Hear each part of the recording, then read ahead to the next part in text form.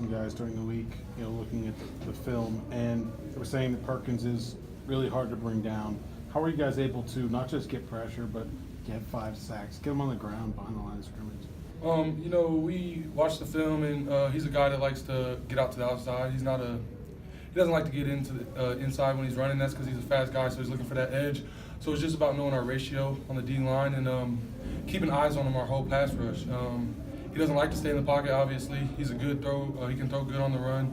So it was really just containing him in that pocket and swarming to the ball. Practice that all week, no loafing, run to the ball till the whistle's down. Obviously, like you said, he's a hard player to get down. At the end of the game, myself and some other D linemen were close to making some more plays, and we just slipped off, and that's a credit to him. But I think we did a great job throughout the night containing him, and we'll continue to work on that for the rest of the season.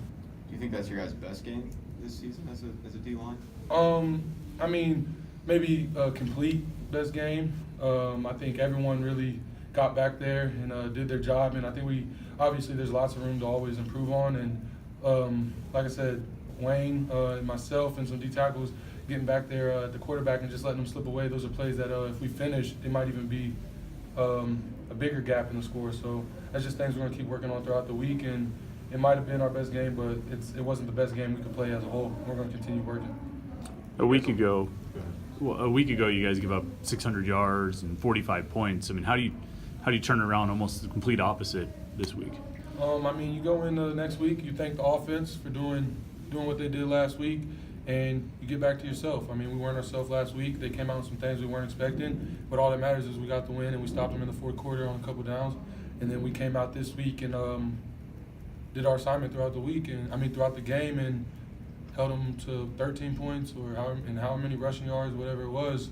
We just played a complete game, and like I said, you thank the offense for what they did last week, and we both did our job this week. So. You guys only gave up one run the whole game that was longer than 8 yards. What does that say, not just for the line, but the way linebackers are failing, even safeties coming up to help? I think it just shows that technique and how athletic our defense is and aggressive at the same time.